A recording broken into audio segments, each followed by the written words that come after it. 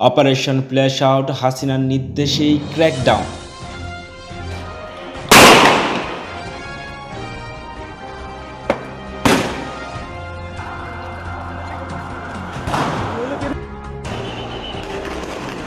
তৎকালীন প্রধানমন্ত্রী শেখ হাসিনার নির্দেশেই মতিঝিলে শাপলা চত্বরে হেফাজতে ইসলামের সমাবেশে ন্যাক্কারজনক অভিযান চালানো হয়।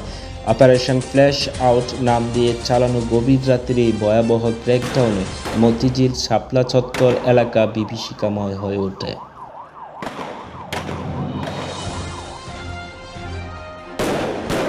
এই ঘটনায় বহু লোক হতাহত হওয়ার খবর নিশ্চিত করতে প্রকাশ করবে হেফাজতে ইসলাম। এদিকে এই ঘটনায় হেফাজতে ইসলাম মামলা করায় আন্তর্জাতিক অপরাধ ট্রাইব্যুনাল বিষয়টিকে গুরুত্বের সঙ্গে নিয়েছে।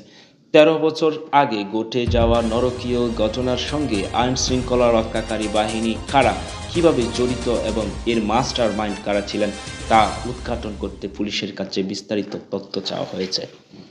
জড়িতদের মধ্যে অনেকের নাম, পরিচয় এবং ওই রাতে তাদের কি ভূমিকা ছিল এ বিষয়ে ট্রাইব্যুনালে তথ্য আসতে শুরু করেছে। ইতিমধ্যে পাঠানো তথ্যে অনেকের মুখোশ উন্মোচন হয়েছে। গত ৮ই ডিসেম্বর ট্রাইব্যুনালের সহকারী পরিচালক এবং মামলার তদন্ত কর্মকর্তা ফতে মোহাম্মদ ইফতেখারুল আলম স্বাক্ষরিত চিঠিতে বলা হয়, ২০১৩ সালে ৫ ও ৬ মে সাবেক সরকারের বিভিন্ন বাহিনী, আওয়ামী লীগ ও অন্যান্য দলীয় নেতৃত্ব এবং সশস্ত্র ব্যক্তিরা পরিকল্পিতভাবে শাপলা চত্বর, মতিঝিল এবং এর আশপাশ এলাকায় ব্ল্যাক আউট করে জামায়াত হওয়া নেতাকর্মীদের উপর নির্বিচারে গুলিবর্ষণ করে। এ মর্মে প্রাপ্ত অভিযোগ আন্তর্জাতিক অপরাধ ট্রাইব্যুনালের তদন্তাধীন রয়েছে। এই সংক্রান্ত মামলা সুষ্ঠু ও যথাযথ তদন্তের স্বার্থে নিম্নবর্ণিত তথ্যাদি জরুরি ভিত্তিতে প্রয়োজন।